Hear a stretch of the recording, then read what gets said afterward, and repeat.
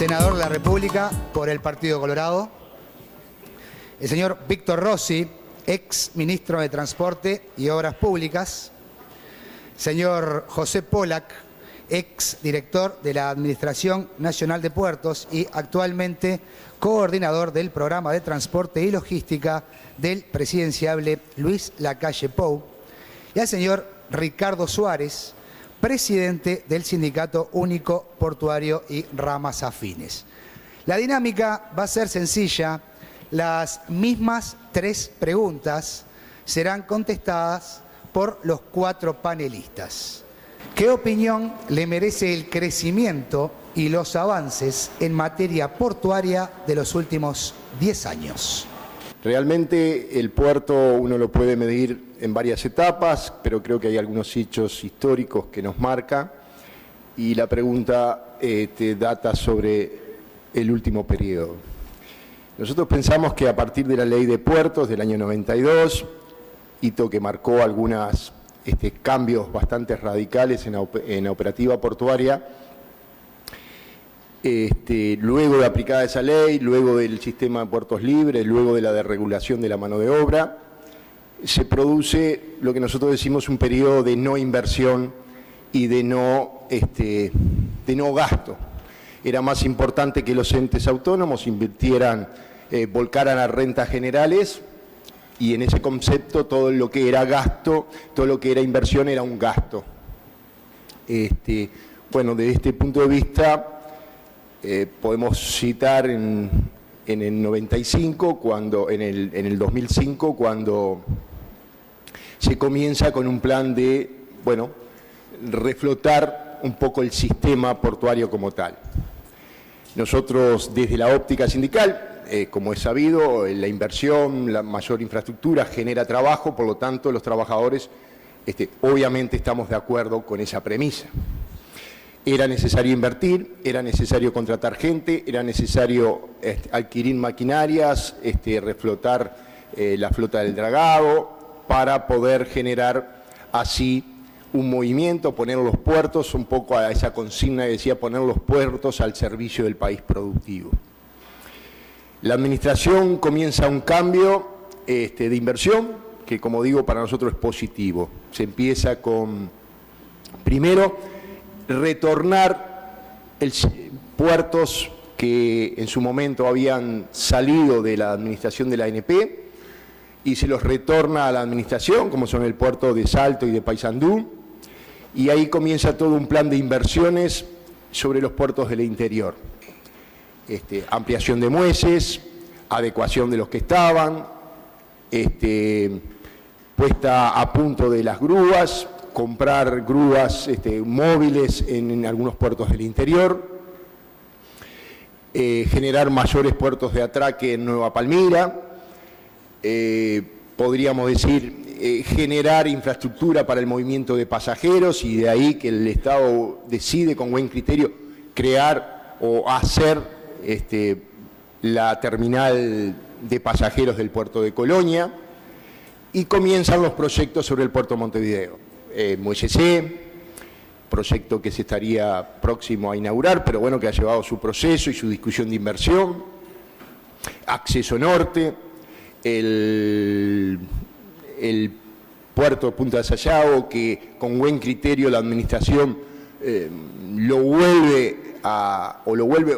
pone donde lo tiene que poner, que es bajo el concepto de la administración. En síntesis, creemos nosotros que se produce un movimiento de un sistema que no invertía un solo peso a un sistema que viene a invertir. Algunas cosas importantes que pasan también para nosotros es, a partir del año 92, por ejemplo, la ANP decide regalar literalmente su flota de remolcadores. Por ahí ustedes ven navegando al Gaucho y moviendo barcos. Bueno, ese remolcador era de la ANP, junto con otros. Se los decide dar a los privados por precios muy módicos. Nos desprendemos de toda la maquinaria. Se remata la terminal de contenedores. En realidad se empieza a desprender del Estado de todos sus bienes y, fruto de la no inversión, el Estado empieza a perder incidencia. Bueno, creemos nosotros que en los últimos años este proceso se viene revirtiendo, lo que lo vemos positivo. El dragado es uno de los puntos más críticos para nosotros. Hay un tema que a nosotros nos importa recalcar: se cambia el concepto de dragado en esta administración. El dragado dejó de ser un gasto para considerarse una inversión. Eso a nosotros nos parece que en los presupuestos portuarios a veces no se percibe, pero es muy interesante decir, bueno, hoy empezamos a invertir, cada vez que movemos una draga estamos invirtiendo y creo que el país los está viendo. Teníamos 2 dragas en la ANP con capacidad de dragar. Estaban las 2 paradas en la ANP, sin gente, sin personal y casi, diríamos nosotros, al punto de ser liquidada, como habían sido liquidadas anteriormente otras dragas por la forma del desuso. Lo interesante fue, bueno, ponerlas a funcionar, el gasto de repararlas, adecuarlas y ponerle gente y ponerlas a dragar, que no es poca cosa. Entonces, creemos que ese también fue un salto en calidad. Desde hoy el sindicato, como todos saben, exige o pide concretamente que se haga un proceso de compra y adquisición de nuevas dragas porque el país lo está requiriendo. Entonces, yo quiero, como no sé muy bien los tiempos, me queda un minuto, me dice, quiero redondear en esto. La visión del sindicato fue, a partir de la ley de puertos, si bien se produce un cambio portuario, se produce un concepto en que el Estado tiene que dejar de invertir y empieza a volcar a rentas generales las ganancias posiblemente del puerto. A partir del año 2005, esto cambia y es positivo para los trabajadores porque empieza a generar trabajo y movimiento portuario. Y se cambia el concepto, que la necesidad de que el puerto, que el sistema portuario tiene que cumplir con su cometido, que es el de fomentar y desarrollar la actividad portuaria. El concepto de sacar el dragado de un gasto a la inversión nos parecen cosas fantásticas que han ocurrido, pero bueno, entendemos también que todavía falta un camino largo, pero creemos que estos pasos se dieron. También habrá un capítulo a discutir luego toda la inversión privada, si esta es que surgió o no surgió en los diferentes puertos. Creo que hay que hacer 2 precisiones antes de abordar este tema. Un factor que se toma poco en cuenta a nivel mundial es la llamada revolución de los contenedores, que a mi modo de ver fue la innovación, creo que desde 1500, que cuando cuando Vasco da Gama circunvaló África y eliminó el camino de la seda y generó una desocupación impresionante, la revolución de los contenedores, junto con los buques a granel, generaron una desocupación impresionante, porque los 10.000, 20.000, 30.000 funcionarios estibadores que tenían los puertos pasaron a tener muy poquitos, ¿no? Y eso fue un proceso paulatino que no fue, a mi modo de ver, considerado adecuadamente en toda su dimensión, ¿no? Porque fue brutal la expulsión de mano de obra que causó ese fenómeno. Es un presupuesto que lo voy a tener para toda esta disertación, ¿no? Y el segundo presupuesto es que en el año 2002 el Uruguay exportó de soja 0 toneladas y hoy exporta 3,5 millones de toneladas de producción propia, ¿no? Entonces eso hizo explotar el puerto de Nueva Palmira, el puerto de Montevideo, las rutas, los puentes, o sea, colapsó. Por eso yo no estoy de acuerdo cuando se dice que en Nueva Palmira no hubo previsión en el tema de los accesos, porque fue algo que vino de golpe y nadie lo prohibió. Ahora, el día que se diga que hubo imprevisión en Paysandú o en Salto, ahí sí, estamos de acuerdo porque es algo que lo estamos viendo que se viene, ¿no? Para decir cosas muy positivas, yo diría que el dragado estatal, que fue algo que descubrí cuando ingresé a la ANP, que tiene que ser un dragado chico, compacto y potente, cuestión de hacer los dragados que son ineficientes y antieconómicos para los privados y que son necesarios, ¿no? Los pies de muelle en una urgencia, y también como un regulador de precios, que no sean unas dragas viejas que los privados saben que no pueden competir, en cambio de que se disparen los precios. O sea que eso es un aspecto positivo, ¿no? Y ojalá que se concrete y rápidamente la compra de la draga, ¿no? En segundo lugar, un aspecto muy positivo fue el Muelle C, que se empezó la obra, no se terminó, pero una obra, mi experiencia me indica que una obra pública que se comienza se termina. O sea que 6 meses más, 8 meses más, un año menos, es un muelle que va a estar 50 años, ¿no? Entonces, como que es algo muy positivo y le va a dotar al puerto de Montevideo de un aporte significativo. Algo que está en veremos, todavía no se sabe a ver si va a ser un éxito o no, está en un punto de inflexión, es Punta Sayago, porque no ha logrado despegarse de ser salvo en este momento que es un apéndice o un accesorio para la regasificadora, pero el día que se termine no se sabe si va a poder ser un polo logístico en un lugar adecuado o no, y un puerto, ojalá que pueda ser un puerto, ¿no? El puerto de Montevideo, acá se pide que se haga una evaluación de los últimos 10 años. La verdad que el puerto de Montevideo es un punto de enorme influencia de siempre en la historia de Montevideo y del país. Y por lo tanto sus avatares, sus éxitos y sus dificultades y fracasos repercute profundamente en la realidad del Uruguay y en la suerte de los uruguayos, por lo tanto.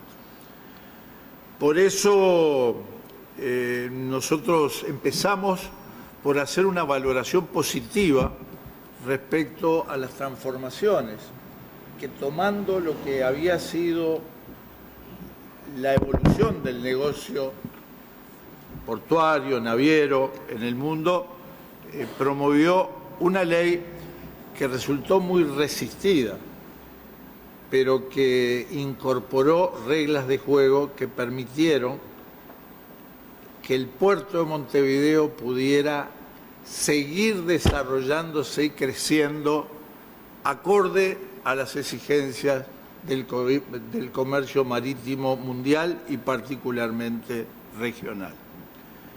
Nosotros siempre hicimos una observación a esa ley cuando nos preguntan cómo ustedes están de acuerdo con los frutos de esa ley, pero cuáles eran los elementos que resistían. Hay una segunda pregunta que nos va a dar oportunidad a entrar en el comentario de cuáles fueron los aspectos que en su momento cuestionamos de la ley, algunos de los cuales todavía están vigentes. Pero del punto de vista del desarrollo portuario abrió posibilidades que creo que fueron bien aprovechadas en estos últimos 10 años de gestión. Puede discutirse acá si fueron suficientemente aprovechadas. Bueno, es una discusión que siempre estará abierta, pero dentro de lo posible hubo un trabajo de ordenamiento de la actividad dentro del recinto del puerto de Montevideo y en ese periodo hubo un crecimiento permanente, un crecimiento sostenido que alcanzó valores, por ejemplo, para el año 2013 de 827.000 TEUs y de 10 millones, más de 10 millones de toneladas en movimiento, que son cifras importantes para el país. No sé si son el punto máximo, es posible que el punto máximo de actividad pudiera ser en algún año anterior, pero debe andar en esos niveles, en esos volúmenes. Es cierto que después llegaron estas resoluciones 1108, en la cual las resoluciones promovidas por la República Argentina nos han generado algunos frenos, algunas dificultades y algunas mermas, particularmente en algunos sectores, en algunas áreas de actividad, especialmente en los tránsitos desde Argentina, que influyen en los números y que no influyen positivamente en los números. No obstante, la actividad portuaria ha seguido creciendo incluso en estos últimos años, más allá de las medidas argentinas. En primer lugar, comparto esa cuestión que hacía el exministro Rossi en cuanto al marco temporal de la reflexión, porque hablar del puerto es hablar de nuestra historia misma. Surgimos, según el título de aquel viejo libro, como pradera, frontera y puerto, desde los orígenes de la nacionalidad, desde antes incluso, desde que se afincó aquí el poder español. Ese puerto ha tenido vicisitudes que no es que acompañan nuestra historia, que son nuestra historia. Y entonces es muy difícil, es casi artificioso acotar las consideraciones a los 10 últimos años. Si hay que tomar un mojón, yo tomaría sin duda la ley de puerto del año 92. Creo que eso marca en la historia contemporánea un antes y un después, y significó el comienzo de una etapa de crecimiento y desarrollo para nuestro puerto. Lo señalo sin que me duelan prenda. Fue una ley que promovió el gobierno de otro partido, el gobierno presidido por el doctor Lacalle. Mi partido la votó en el Parlamento, y sin dejar de reconocer que en su momento fue muy discutida, fue incluso muy resistida, fue discutida en el Parlamento, fue resistida en el plano sindical. Yo creo que la perspectiva que nos dan los años nos permite afirmar hoy con convicción que esa ley en sus grandes rumbos fue un acierto, que el rumbo general estaba bien señalado y bien trazado, y creo que más allá de discusiones circunstanciales hay un hecho que rompe los ojos, y es que desde la sanción de aquella ley se han sucedido gobiernos de los 3 partidos de mayor caudal electoral y representación parlamentaria, y ninguno de ellos ha pretendido derogar esa ley ni modificarla en ningún aspecto que pueda considerarse sustancial. Pasamos a la segunda pregunta. Voy a comenzar nuevamente con el presidente del Sindicato Único Portuario y Ramas Afines, señor Ricardo Suárez. La segunda pregunta, que es la misma para todos, es la siguiente. ¿Cuál es su opinión sobre la estabilidad laboral de los trabajadores portuarios y si conoce la iniciativa legislativa promovida por el SUPRA? Bueno, una parte de la pregunta es, como es obvio, que conozco la iniciativa del sindicato.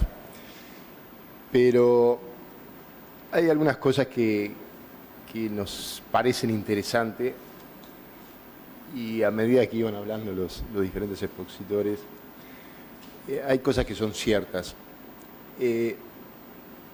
Creo que en materia portuaria se intenta tener una política de Estado. La única imprecisión que yo marco no es a partir de la ley de puertos. La ley de puertos era sin duda necesaria en un momento donde el sistema portuario del Uruguay y del mundo había cambiado. Lo decía Pola, que el contenedor que irrumpía con mucha fuerza, los sistemas que cambiaban, el mundo de la logística cambió sustancialmente. Hoy ya, inclusive, esa ley de puertos, todos sabemos que en algunas circunstancias deberíamos cambiarla, y todos por un aspecto distinto, pero coincidimos todos en que hay que cambiarla. La logística hoy ya no se desarrolla en lo que es el predio o el recinto de un puerto determinado. Es mucho más amplio. Hoy estamos hablando de zonas logísticas aledañas al puerto, playas de estacionamiento. Estamos hablando de una actividad que nos ha desbordado y que desborda al mundo en la necesidad cada vez más urgente que tienen los países en llegar rápidamente con sus mercancías y competir en esa materia. Entonces, obviamente, el mundo portuario cambiaba y tenía que cambiar.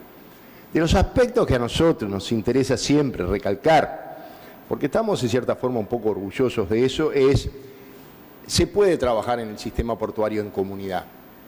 Ahora, creo que en el único momento que no trabajamos en comunidad fue cuando se hizo la ley de puertos. Desprofeso los trabajadores quedamos afuera de esa discusión. Y eso hace y me lleva a la reflexión de la pregunta que estamos haciendo. ¿Por qué? Porque esa ley tuvo cosas muy buenas, como visiblemente el sistema de puerto libre, la libre circulación de las mercancías, etcétera, etcétera. Pero también tuvo otra premisa, 2 premisas muy fuertes en ese momento. Era la desregulación de la mano de obra. Entonces eso no lo podemos olvidar, y esa es la situación que siempre decimos nosotros, nos llevó tanto tiempo, hoy hay tanto tiempo transcurrido la ley de puerto como a nosotros nos viene llevando a hacer comprender que el trabajador portuario en realidad fue desprotegido y en muchos sentidos manoseados por el sistema. ¿Hoy qué tenemos? Hoy tenemos una mano de obra en algunos sectores con contratos de trabajo, en otros una mano de obra visiblemente eventual y sin ninguna certeza. ¿Qué reclama el sindicato portuario? Como el tiempo es poco, voy a intentar decirlo muy sencillamente.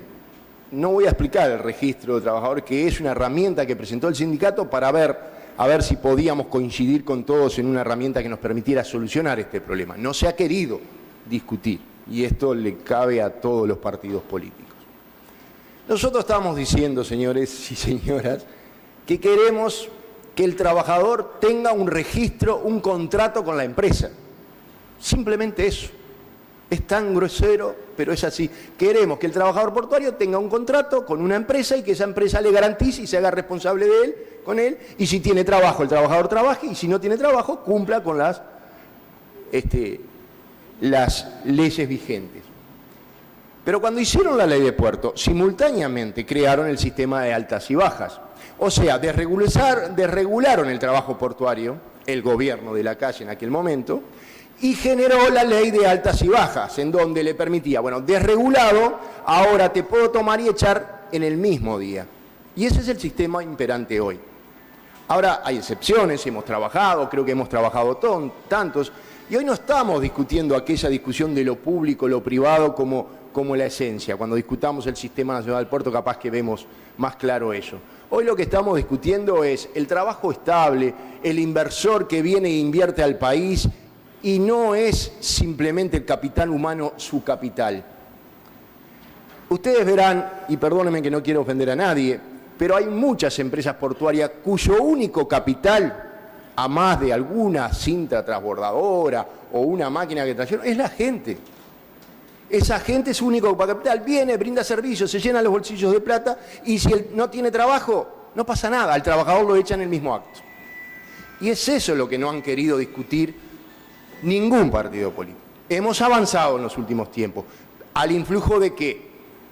De las leyes que ha permitido el gobierno a fin de la negociación colectiva que le da determinada protección al trabajador, las leyes que nos permiten hoy la actividad sindical y que ha implicado que, bueno, que muchas empresas prefieran tener a sus trabajadores firmes en una discusión civilizada, como debe ser, entre trabajadores y empresas, y si hay conflictos se darán en el marco que se tiene que dar, y avanzar todos. Pero realmente, la visión nuestra es que no se pueden equivocar. Lo grande sería reconocer estos errores, que no se han querido reconocer nunca.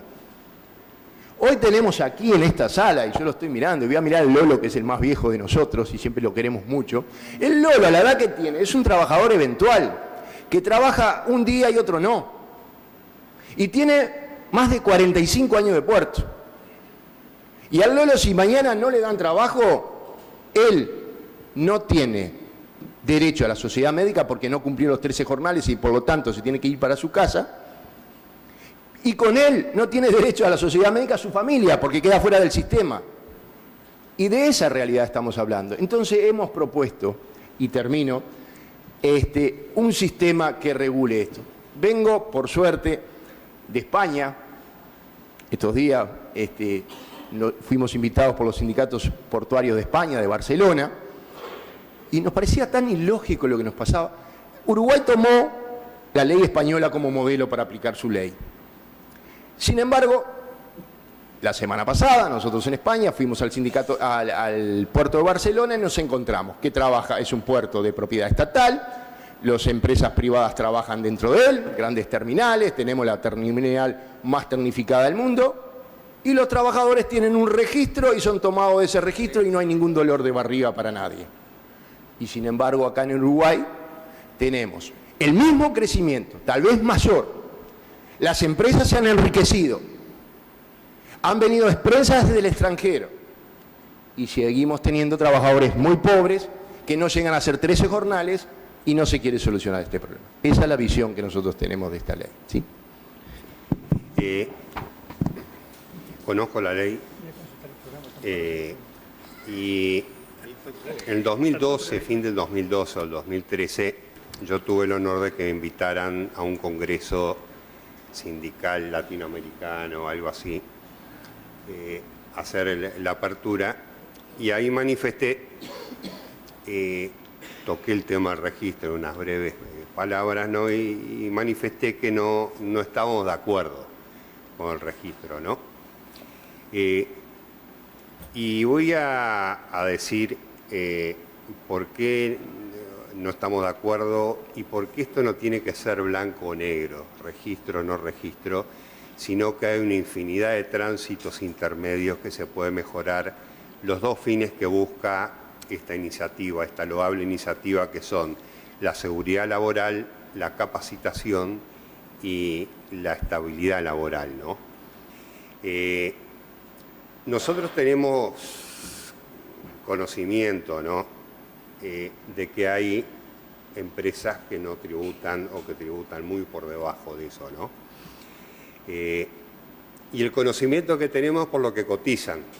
O sea, cuando hay una cotización que alguien, no ANP, sino algún privado, pide cotización a 2 o 3 empresas para prestar un servicio y hay una diferencia manifiesta, uno ingresa esa cotización y lo que está es en el BPS, la gran diferencia, ¿no? Entonces acá me parece, porque uno tiene que ser gobierno para avanzar en esto, ¿no?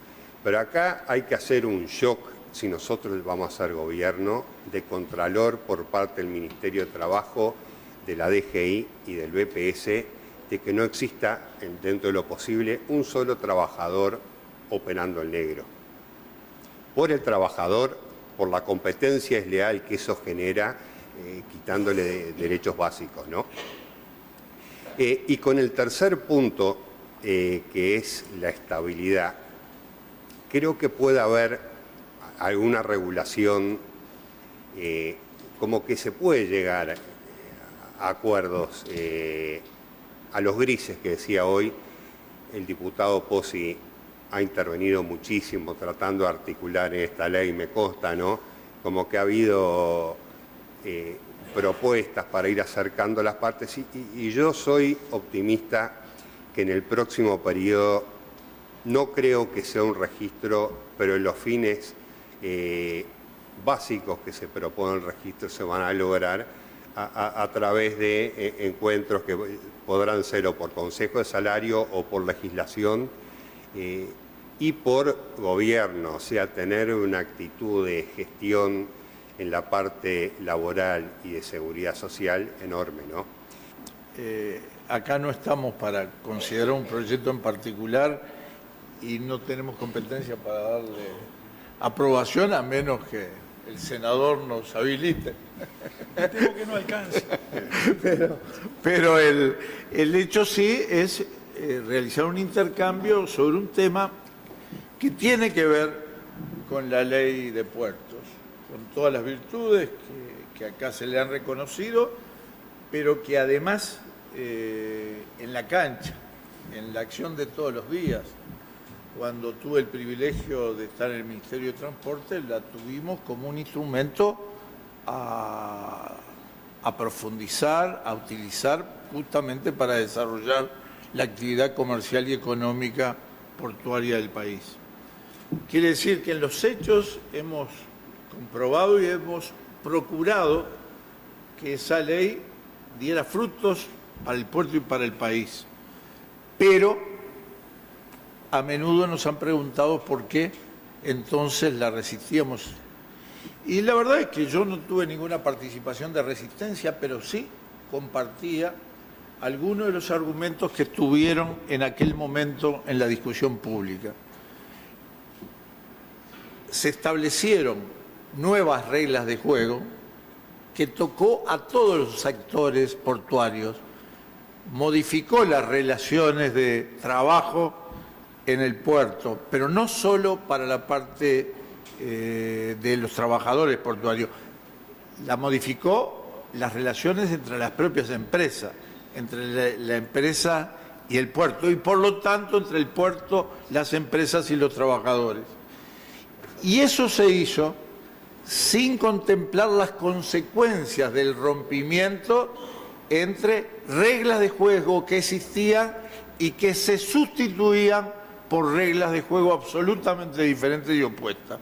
Esto en cualquier actividad genera un costo social muy importante, genera enfrentamientos porque nadie se resiste, por más ley que se le pretenda imponer, a perder una forma de trabajar y una forma de ser contemplado y una forma de ser remunerado y algunos derechos, como era el derecho al trabajo a través de la convocatoria, del registro de ANSE, creo que era, y que sí, todos podíamos coincidir en que no era conveniente su mantenimiento como una norma a futuro, pero que era imprescindible incorporar a esos trabajadores y sus intereses a las instancias de negociación que procuraran buscar soluciones que, aunque fueran paliativas, fuera un proceso de transición civilizado que nos hubiera permitido absorber las consecuencias negativas de la ley ya. Y sin embargo llegamos al 2014 y fíjese que sigue planteado el tema, no de la misma forma, porque la experiencia ha sido mucha y porque en realidad se trata de una actividad en marcha donde los trabajadores se han multiplicado en el ejercicio de la actividad portuaria. Si hubiera sido una actividad raquítica que no hubiera permitido multiplicar el número de trabajadores, el problema hubiera sido diferente. Bueno, yo reconozco que no conozco la iniciativa legislativa, por lo que sé está radicada en la Cámara de Diputados, no ha sido tratada en el Senado, de manera que no la conozco. He leído un texto que supongo que debe reflejar lo esencial o buena parte de lo esencial de esa iniciativa, un texto que encontré en la página web del Supra, y que es de una carilla solamente, que supongo yo que debe ser el meollo del proyecto, por lo menos, pero no conozco el proyecto mismo y tampoco he leído las actas de la Comisión de la Cámara de Representantes que trató el proyecto. Y seguramente hay allí antecedentes muy valiosos, muy interesantes, porque tengo entendido que la Comisión Parlamentaria recibió a representantes de distintos sectores de actividad que vieron la cuestión desde distintos puntos de vista y seguramente allí hay elementos a considerar. Yo creo que cuando llegue el momento, y el momento será sin duda en la próxima legislatura, acá ya estamos ya en receso, actúa la Comisión Permanente, ya sabemos que las posibilidades de legislar en este momento son prácticamente mínimas, pero en la próxima legislatura habrá que considerar todo esto, teniendo en cuenta todos los elementos que hacen a la cuestión. Habría que comparar cuál era la situación de los trabajadores portuarios antes de la ley de puertos y cuál es ahora, y considerarles sus distintos elementos, cuánta gente trabajaba, cuánta gente trabaja hoy, si los que trabajan hoy están más o menos calificados que los que trabajaban antes, si la remuneración es relativamente mejor o menor, teniendo en cuenta todas las variaciones temporales, todos esos factores que hay que tener en cuenta para que la comparación tenga sentido. Todo eso habrá que evaluarlo para saber realmente cómo están las cosas. Y habrá que ver también, naturalmente habrá que tener presente cómo funcionaba el servicio de estiba antes de la ley del 92. Muchas gracias, senador. Y atento a su petitorio, voy a comenzar con usted la tercera pregunta. En esta ronda vamos a modificar, como les dije, el orden de las respuestas. Senador López Pasquet, la tercera pregunta es la siguiente. ¿Tiene conocimiento del Sistema Nacional de Puertos y sus fundamentos para la actividad portuaria comercial? Con respecto al Sistema Nacional de Puertos, yo no conozco la existencia de un proyecto de ley específico sobre esta materia o una iniciativa en la que haya cristalizado la idea.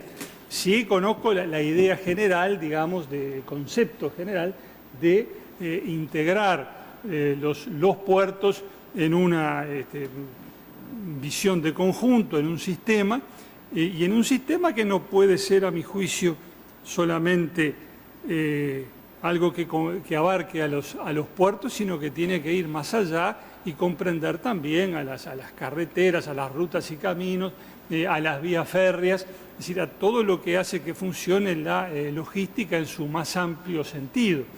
Por supuesto que desde esta perspectiva general los puertos tienen que estar debidamente integrados y conectados, pero digo, no es un problema administrativo de crear una unidad en el Ministerio de Transporte o en la ANP y le ponemos el nombre de sistema y decimos esto va a controlarlo todo, sino que es una cuestión de funcionamiento general, de concepto, que tiene que abarcar esos otros elementos que van más allá de los puertos a los que me refería recién y que en definitiva tiene que depender del órgano naturalmente a cargo de todo esto, que es, me parece a mí, el Ministerio de Transportes y Obras Públicas. Ella tiene que tener la visión general de toda la logística del sistema de transporte y en ese marco del sistema de los puertos.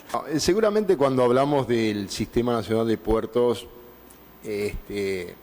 tal vez tengamos muchas coincidencias, pero creo que en este concepto Sistema Nacional de Puertos, que nunca está muy claro quién es el gestor o quién inventó esa palabra o ese conjunto de palabras Sistema Nacional de Puertos.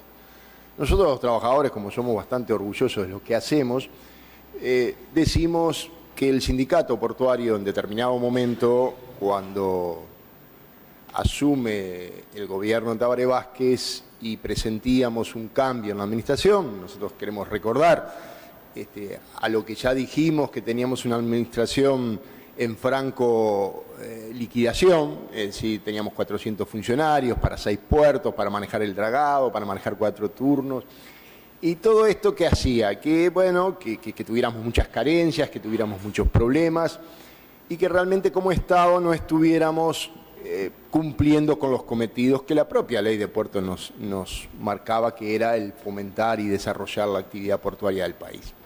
Ahí surge la inquietud del sindicato, en discusión con las autoridades, de ver un planteo alternativo a esto, y ahí surge la propuesta del sindicato, que se esperó a todos los partidos políticos. En ese momento no se sabía que iba a asumir Tabaré Vázquez, pero se esperó a todos los partidos diciéndole, bueno, señores, acá hay un proyecto del sindicato que se llama Sistema Nacional de Puertos y que tiene un principio bastante lógico para nosotros. Uruguay es un país pequeño, Uruguay es un país que no se puede dar algunas cosas que se están dando a nivel del mundo. Nosotros tenemos que actuar con mucha inteligencia, no dependemos de las cargas propias, dependemos de las cargas de la región y tenemos que ver cómo son las mejores herramientas para enfrentar esto. En todos los órdenes, inclusive en el orden sindical. Siempre decimos, si nosotros no hubiésemos trabajado con cabeza del Sistema Nacional de Puertos, hoy no tendríamos en actividad un sindicato único. ¿Y qué implicaría no tener un sindicato único? Bueno, que cada gremio, en función de donde le apriete el zapato, tuviera un conflicto. ¿Y eso qué repercutiría? ¿O que a quién perjudicaría? Perjudicaría al sistema, porque un conflicto en un lugar genera trancadera para todos. Y todos pagamos luego esa característica o de puerto sucio o de puerto no confiable, etcétera, etcétera. Entonces, de ahí la intención del sindicato de, bueno, generemos una sola herramienta, discutamos con los empresarios y si vamos a tener conflictos, tengamos conflictos, bueno, planificados, entendidos, que no hay más remedio, garantizando en cierta forma la credibilidad del sistema. Creemos que la herramienta que tiene Uruguay, y los empresarios lo saben, es así, es, aparte de su eficiencia, por ejemplo, veo a TCP que tiene un gran alto rendimiento en los movimientos de contenedores u otras empresas, aparte de eso, la confiabilidad del sistema, ¿sí? Entonces, eso es un poco nuestra visión de por qué había que tener un sistema portuario. Y decimos, es un país pequeño, en donde no podemos competir entre puertos. Y el concepto básico del Sistema Nacional de Puertos es que la Administración Nacional de Puertos es la cabeza de ese sistema y debe, en conjunto con el Sistema de Transporte General, el Ministerio de Transporte, planificar la actividad portuaria. De ahí que ustedes han escuchado que el sindicato portuario en reiteradas oportunidades dice, estamos de acuerdo con un puerto de aguas profundas, no estamos de acuerdo que no se esté discutiendo en el seno de la ANP. que es en realidad quien tiene que planificar la actividad portuaria y discutir esa actividad, o por lo menos en conjunto con la ANP. Ahora bien, ¿por qué decimos esto?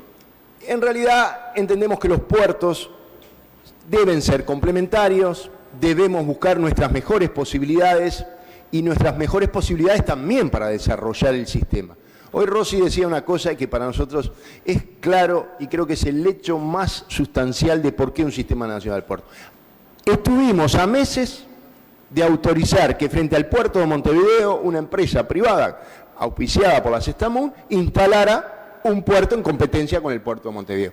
No nos podemos olvidar que en esa oportunidad se le estaba autorizando a la Sextamun a hacer las mismas actividades que hacíamos nosotros. Simplemente que nosotros le dábamos las autorizaciones, les hacíamos el dragado y ellos se iban a operar. Eso se iba a aprobar. Fue el gobierno, a partir del gobierno de Tabaré Vázquez, que decide, con buen criterio, retornar eso y hoy tenemos un planteo muy coherente, a nuestro entender, que es tratar de impulsar ahí el desarrollo portuario y la zona logística que precisamos para pulmón de la ANP. Pero también esto pasa en el interior, siempre decimos lo mismo, no se puede, no se debe autorizar puertos porque a una empresa le viene bien que se lo autorice ahí. En nuestro concepto, tal vez equivocado o cuestionable, el desarrollo portuario tiene que ser planificado y guiado.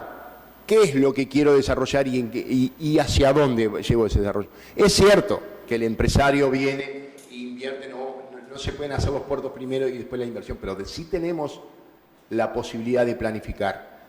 Fray Ventos hoy no trabaja porque no se planificó en su momento, digamos las cosas como son.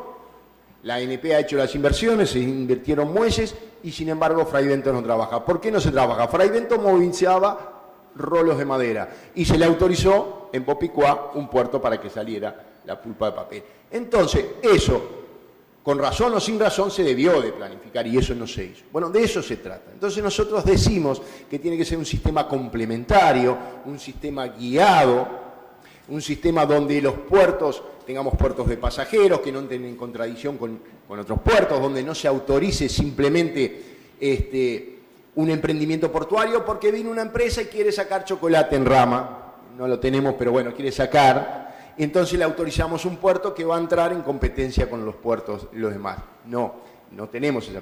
La Argentina está discutiendo esto. A ver, recién hablábamos del Puerto de la Plata. La discusión en la Argentina es, dos cosas se están discutiendo en Argentina.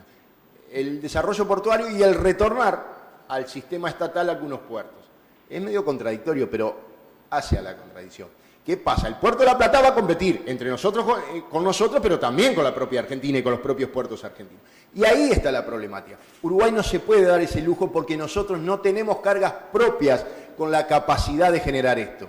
Necesitamos generar posibilidades para nuestras cargas, desarrollo para nuestras zonas aledañas a los puertos y a la producción nacional. Pero también necesitamos generar bodegas y necesitamos generar captar cargas de la región y eso si no es planificado dentro de un sistema es imposible de hacerlo. Entonces de ahí es que no hay una ley de sistema portuario, no hay una ley de sistema portuario. Hay un concepto país que tiene que ser sistema portuario y creo que se está transformando en una política de puertos, tiene una política de Estado. Ojalá esto sea así y podamos seguir diciendo eso. Para que esto suceda se necesita realmente impulsar el desarrollo del papel que tiene que tener el Estado en este sistema. Hoy no estamos hablando de que trabaje un público o un privado, queremos que trabajen las empresas privadas, queremos que se instalen y queremos una administración fuerte. Hoy tenemos 1000 funcionarios en la administración, 1000 funcionarios trabajando, y todos saben, los que están aquí, que trabajando a un buen ritmo. Eso significa que hay una capacidad de desarrollar y de invertir y de planificar muy importante. Entonces, el desafío, y termino, el desafío es profundizar en el sistema, darle a la Administración Nacional de Puertos el papel que tiene que tener en la discusión estratégica de ese sistema portuario. El sistema portuario también es importante para los trabajadores. Cuando nosotros hablamos de estabilidad, no es para decir queremos volver a lo de antes, queremos solucionar los problemas de hoy. Y el problema de la inestabilidad portuaria no es volver a Levante, es solucionar el problema que existe hoy. Y solo en un sistema. Nosotros no nos podemos dar el lujo de que exista una administración que concesione espacios, y cuando se concesiona un espacio, los trabajadores, si gana la empresa que ellos están trabajando, tiran cohetes al aire. Pero si no gana, ¿qué pasa? ¿Viene otra? Eso hay que tratarlo dentro de un marco de un sistema.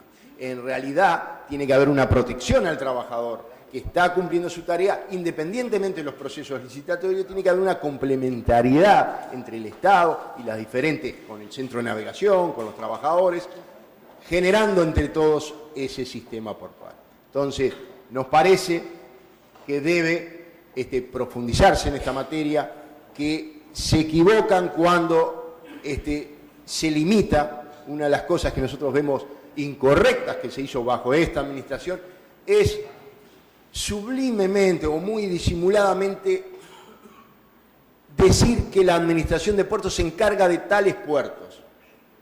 Eso es claramente decirnos que no nos encargamos de otros. Y yo creo que el concepto que hay que decir a voz de cuello es: la ANP es que el órgano que tiene que fomentar el desarrollo portuario de los puertos comerciales del país, sea cual sea el origen. Si vamos a hacer un puerto de aguas profundas, debemos hacer discutiendo en ese seno, discutiendo en el sistema. Hay una sección en la Administración Nacional del Puerto que se llama Área Sistema Nacional del Puerto, cuyos compañeros de presupuesto tienen entre sus cometidos planificar la actividad portuaria.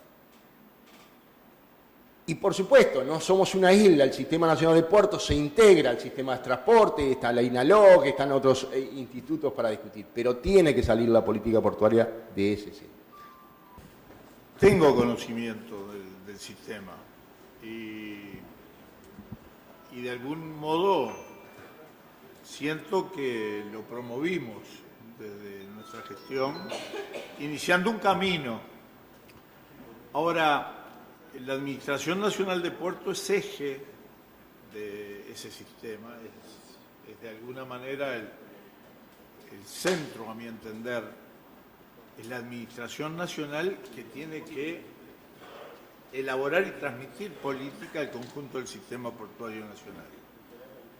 Pero la Administración Nacional no como un ente autónomo, porque no lo es, sino como un servicio descentralizado vinculado al Poder Ejecutivo a través del Ministerio de Transporte y Obras Públicas.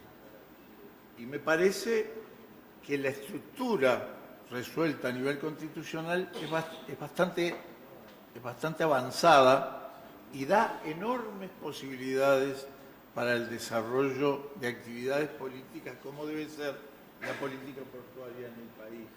El sistema, dentro de la teoría de los sistemas, son cómo manejar componentes componentes de órganos que están relacionados, ¿no? Son sistemas complejos, tienen su dinámica y hay que analizar esas dinámicas, en este caso de los puertos. Tenemos dos formas de abordaje, ¿no? Una hacia el interior del país, que es lo que hablaban recientemente los dos expositores anteriores muy bien, los accesos a la parte vial y ferroviaria, ¿no? O sea, cómo se vincula el país a los puertos, ¿no? Y la otra es la parte internacional, o sea, cómo va el puerto al mundo o cómo viene el mundo al puerto, las mercaderías o los pasajeros, ¿no? Fundamentalmente las mercaderías. En este sentido, nosotros entendemos, y lo pusimos en la agenda de gobierno, que se le va a dar principal importancia a la investigación comercial estratégica. O sea, tenemos que saber qué pasa en el mundo, cómo vienen los jugadores, cómo se están moviendo las fichas. Y entonces, uno de los lugares donde hay que encarar inexorablemente es estudiando el Canal de Panamá. El Canal de Panamá el año que viene va a pasar a admitir buques de 33 metros de eslora a 49, o sea, de buques de 4.000, 4.500 teus a 12.000. Se está armando una guerra en el Caribe, guerra comercial, de la cual Brasil está muy bien posicionado en Puerto Marine, en Cuba, de armar un gran hub. Fíjense que Brasil ha puesto 1.200 millones de dólares para empezar a conversar, que es un poco menos de lo que saldría el puerto de Aguas Profundas de acá.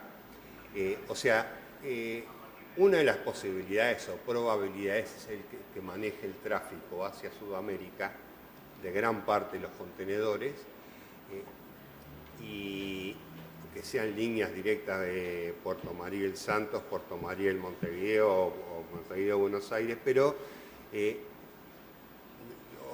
muy difícil porque todavía no se está preparado y hasta que no empieza a funcionar no se va a saber cómo va a operar en la cancha, ¿no? Pero no hacer nada es lo peor que podemos hacer, por lo menos investigar, tomar determinados supuestos y trabajarlos, ¿no? O sea que el Canal de Panamá es una cosa indispensable para abordar cómo se sigue trabajando dentro del país. No quiere decir que esos estudios después se den en la cancha, ¿no? Porque es muy dinámico y muy variable, ¿no? Entonces, siguiendo con eso, nosotros entendemos que por el momento el puerto de Aguas Profundas es Montevideo y en el año 2013 propusimos dragarlo a 14 metros, que hoy en día poco a poco creo que hay un consenso en los partidos políticos que es un objetivo que hay que llegar, ¿no? O sea, eso va a transformar el puerto de Montevideo y es dragarlo a 14 metros, pero con una estimación de su repago, no es dragar por dragar esa cantidad de metraje, ¿no? Y la matriz comercial o económica estaría compuesta porque hoy los barcos que cargan en Palmira o que todos los barcos granuleros que entran a la Boca del Plata salen con 40, 45 mil toneladas de grano. Se hacen top-off en Bahía Blanca o en Brasil. Con 14 metros hacen top-off en Montevideo. Con 13 metros no hacen top-off en Montevideo. Lo completan más, pero los contratos de los fletes de barcos son a 2 cargas. Entonces, la última carga tiene que ser en un puerto que lo llenen, y con 13 metros no se llena el barco y es un muy mal negocio para el fletador, ¿no? Calculamos que la diferencia en la tonelada entre Bahía Blanca y Montevideo es un indicador que lo hemos seguido sistemáticamente en los últimos 2 años, con la baja del precio de la soja igual, es de $11. O sea que cada barco, para hacerla corta, podría tener un ahorro de $200.000. O sea que entendemos que Montevideo 14 metros es una de las cosas más importantes que tendría este quinquenio por delante como desafío. Nada más. Muchísimas gracias. Un aplauso para los expositores.